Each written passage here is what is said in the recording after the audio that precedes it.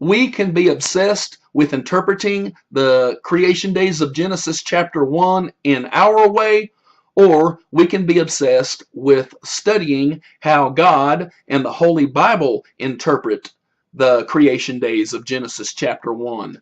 There is no in-between. There was no in-between. There never will be an in-between. We will either believe what heretics say about the creation days of Genesis chapter 1, or we will believe what God and the Holy Bible say about the creation days of Genesis chapter 1. See the description box and the comment boxes below. When we listen to God and the Holy Bible interpret Genesis chapter 1, then we can see that biblical creation is in the image of the universe. When we listen to the so-called Christian church interpret Genesis chapter 1, the so-called Christian church commits many heresies, spreads many lies about the universe, and makes Genesis chapter 1 look like an ancient, naive fraud. God created the heavens and the earth. This universe is approximately 14 billion years old, and planet Earth is approximately 4.54 billion years old. However, according to Young Earth Doctrine, planet Earth is approximately 6,000 years old. And of course, Young Earth Doctrine must produce Young Earth damage control. A lie leads to a lie and other lies. Heresy leads to heresy and other heresies. One of the lies of Young Earth Doctrine is its explanation of how and why planet Earth's crustal strata formed. Have you ever seen the face of a cliff and you see several horizontal layers? Those layers are called strata. The upper layers are younger layers, and the lower layers are older layers. Now, look at this chart. On the left are the names of geologic periods. Here is the Cambrian period. It started 541 million years ago, and it ended 485 million years ago. These are the names of each geologic period, and to the right you can see the date ranges of each geologic period. The quaternary period started 2.5 million years ago, and it continues to the present. This is the ground level, and ignore this water level at the top. That is the surface of the flood water of Noah's flood, and I'll talk about that water level later in this video. This is a cutaway view of the layers of earth beneath the ground level. This zone could be about a mile deep. As we go down, down, down, the layers get older and older and older. This is the principle of superposition. Suppose that 12 inches of dirt is dumped onto the ground every 100 years. After thousands of years, the dirt would be stacked very high, and the more recently dumped dirt would be near the top of the stack, and the dirt that had been dumped thousands of years earlier would be near the bottom of the stack. And be aware that this chart is simplified. For instance, in the real world, there is not just one stratum for the Silurian period. In the real world, there are multiple Silurian strata. Something like this, basically. That's the basic idea. And in the real world, an actual cutaway view would not always reveal a textbook example such as the one that you see on this chart. You know, all horizontal strata, textbook perfect. With the Cambrian period conveniently at the bottom and the Quaternary period conveniently at the top. I call this an unbroken geologic column. In the real world, strata get deformed in various ways. For instance, strata on the face of a cliff could look something like this. I'm going to make a new cliff here. Just a moment. Okay, let's see. Here's the face of a cliff. The strata could be diagonal, not necessarily horizontal like you see here. And in the real world, the strata on the face of the cliff are not necessarily Quaternary period strata. And just because a geologist over here, for instance, studies the sediments at the surface of planet Earth right here, that does not necessarily mean that these sediments were posited during the Quaternary period. There are multiple reasons why that may be the case. For instance, wind and water may have been sweeping away Quaternary sediments for hundreds of years right there, and then in that case Neogene sediments might very well be exposed at the surface. Or if you're in just the right place in southwest Kansas, you can see Jurassic sediments exposed at the surface. I hope you understand that every part of planet Earth does not simply have this kind of textbook perfect geologic column below the ground level. It is important for you to understand that. Planet Earth is approximately 4.5 billion years old, and Earth's geologic layers are not always horizontally oriented. Always remember that. If planet Earth is only 6,000 years old, and if Earth's strata were formed during the flood, then planet Earth's crustal strata would not be what they are today. Noah's flood occurred approximately 4,360 years ago. Earth's strata have been deformed by the ravages of time, and that humongous time span dwarfs the approximately 4,360 years that have passed since the flood. And that brings us to one of the main points in this video.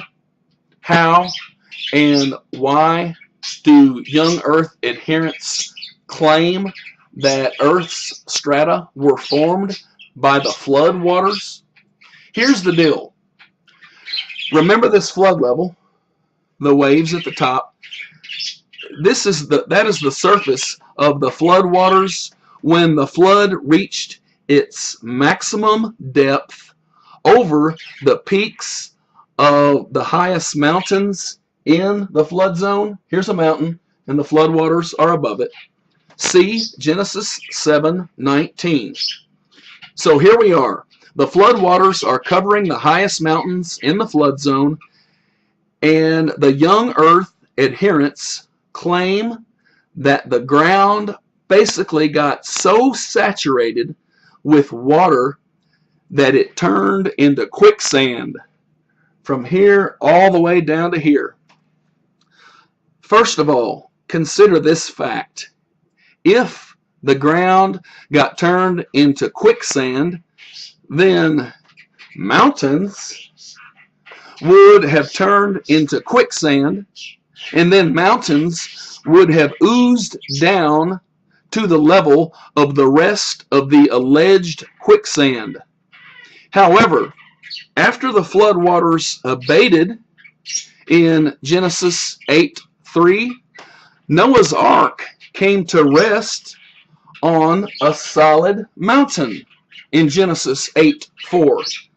That mountain had not turned into quicksand and oozed downwards.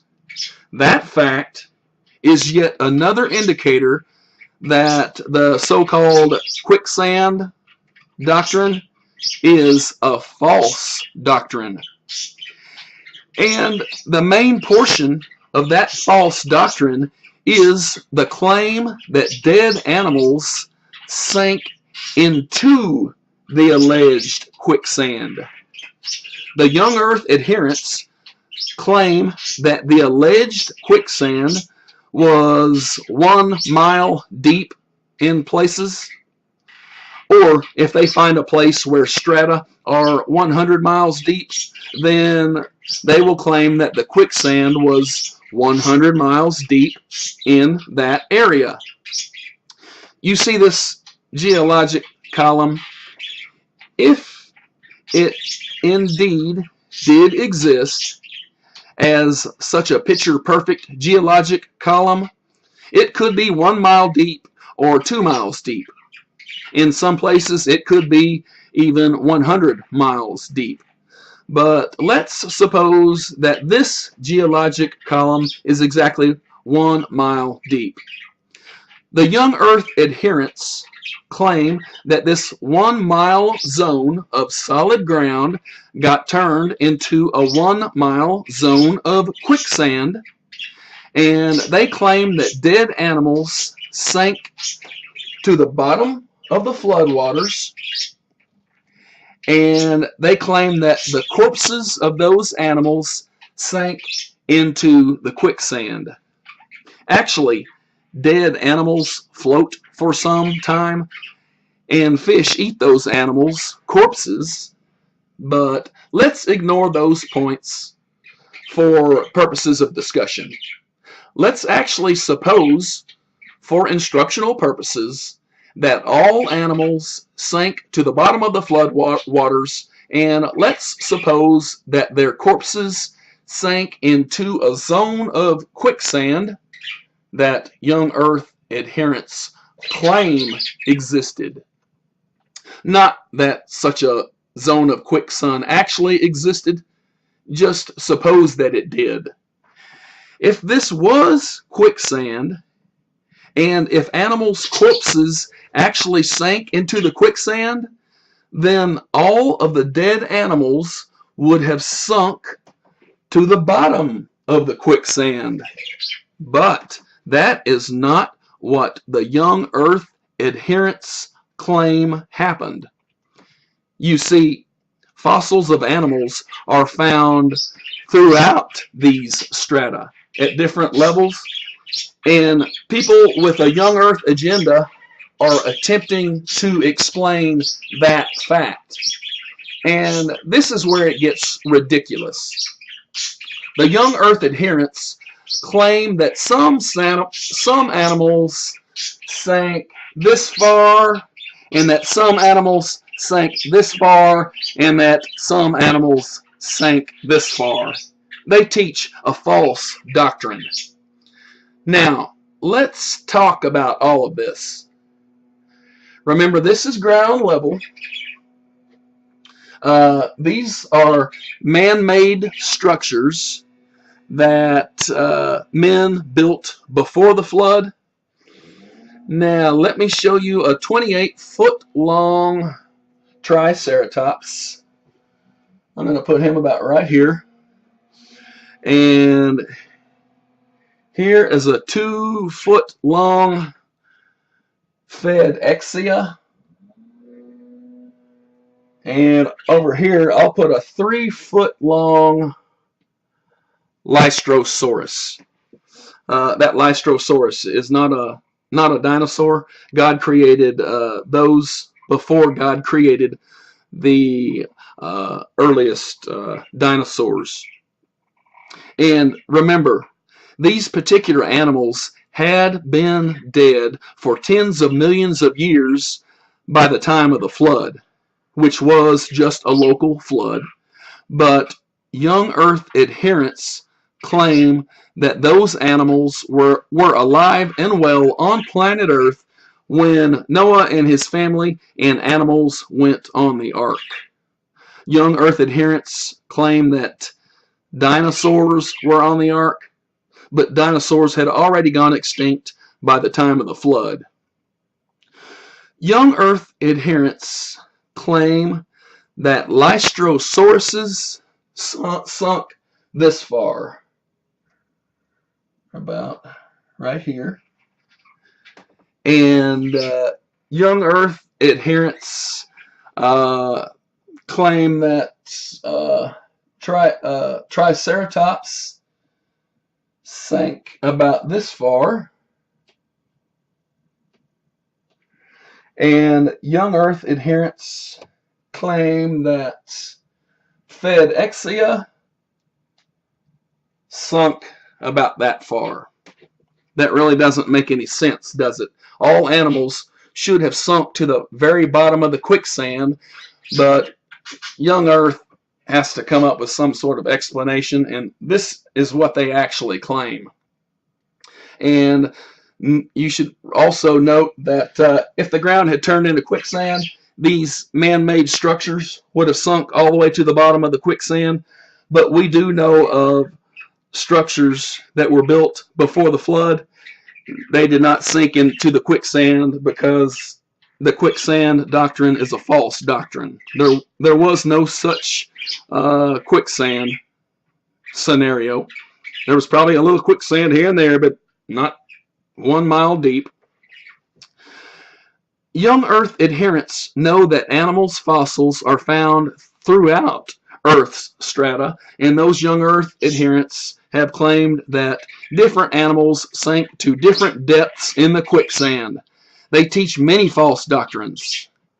Scientists have used radio dating to prove that planet Earth is several billion years old. We know that animals that died here lived 300 million years ago, and we know that animals that died and got posited here lived 200 million years ago, and we know that animals that died here lived about 66 million years ago. And we know that there were mass extinctions. Now, you see this line? Permian Triassic.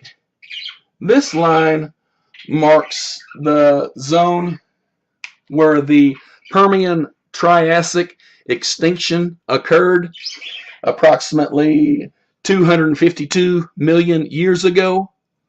70% of the terrestrial vertebrates went extinct at that time. And when we examine these strata right above the Permian Triassic extinction, we can see that many animals had indeed gone extinct during the Permian Triassic extinction. But young Earth doctrine cannot honestly explain why there are relatively few animals, fossils, in these strata.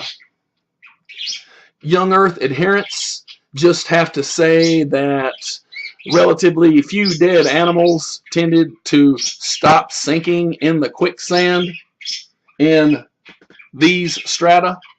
Those strata contribute evidence of a mass extinction, but young earth doctrine can only contribute falsehoods to this issue. Now, look at this thin layer. Let's see. I'm going to use green. This is the so-called KT boundary. You can call it the KPG boundary. That thin layer is a layer of asteroid debris or comet debris that settled around the entire planet Earth. That asteroid or comet was incinerated when it impacted near the Yucatan Peninsula approximately 66 million years ago. The incinerated debris was blasted into the atmosphere after the impact, and that debris settled all across planet Earth. That impact wiped out the dinosaurs. We know that an impact occurred at that time. The shocked quartz around the impact site is yet another example of the evidence of that impact. And once again, young earth doctrine cannot honestly explain any of this. You see these strata above the KT boundary? Multiple strata. The absence of dinosaur fossils in those strata show us that planet Earth lived on after the dinosaurs went extinct. Scientists have honestly explained the absence of dinosaur fossils in those strata, but young earth doctrine has no honest explanation. Young earth doctrine has hijacked Genesis chapter 1. If you want to see how God and the Holy Bible interpret the creation days of Genesis chapter 1, then you can read the description box and the comment boxes below. Jesus Christ is Lord. May God bless you.